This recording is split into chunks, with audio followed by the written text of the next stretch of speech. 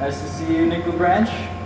Now, out of all the things you've studied in Chinese history this year, all the different wonderful, majestic things, what is the one thing that you want to take away for the rest of your life? That is a very good question, Tim. And one thing I really felt that there was a lot of in Chinese history is the repetitiveness of it. We see this first with the peasants, dating back to some of the earliest records of Chinese history, were Yao, Shun, and Yu. Shun was a peasant who rose up through his honor and his character. He was given one of Yu's daughters. Two, actually. Two of his daughters. Player. Correct player there. Yes.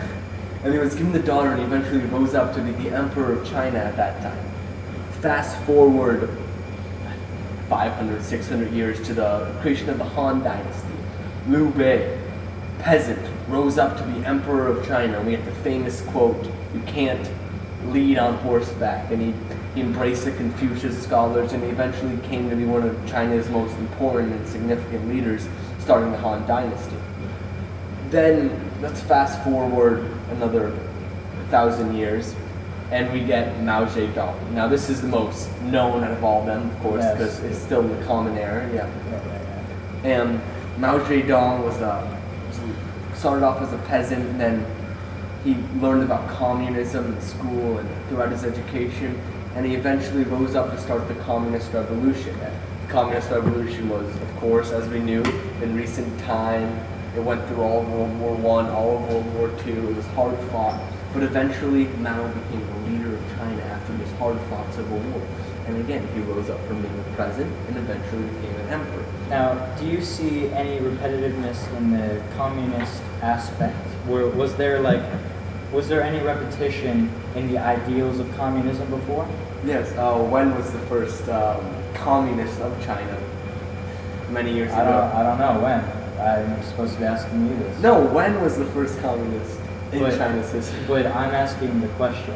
No, I'm telling you the answer though. When was the first communist in Chinese history? Oh, the man's name was Wen. Yeah, I got silly you. guy. Yeah. So explain, what did Wen do exactly? Well, Wen made major land reforms in China, which is very idealistic of communist societies, because communism really targets the farmers and the division of land, making it equal, making everything equal.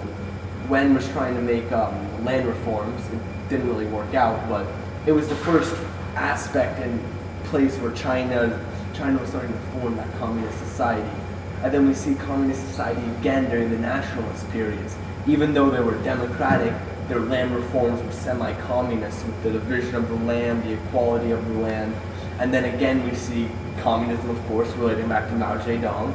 He started off the communists, went through the long communist revolution. Yes.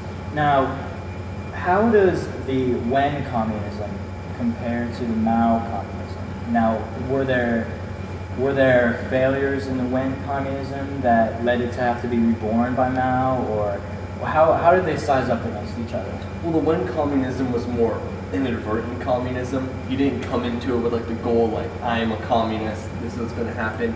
It was just kind of natural to him. Like the saying goes, if you're 18 and a communist, you have no heart, and you're 40 and a communist, you have no brain.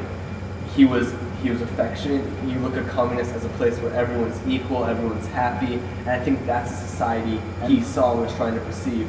And then Mao, he came at it as, I'm going to go for the communist society with more structure and ways of getting to it. So basically you're telling me Wen just basically combined the values he believed should rule China, and that was today's communism. It's just what he believed was right. And then Mao, knowing that communism was now a thing, he wanted to go right for it. Yeah, so communism became communism for Chinese people is more built in their hearts than built in like the books of like Stalin and Lenin and all those people. So they want a very ideal society. Yeah. It's a wonderful thing. It's a wonderful Thank you for sharing. I have to go, but it was a good pleasure talking to you. Take care. I'll see you again next week. See ya. On China Hour Today.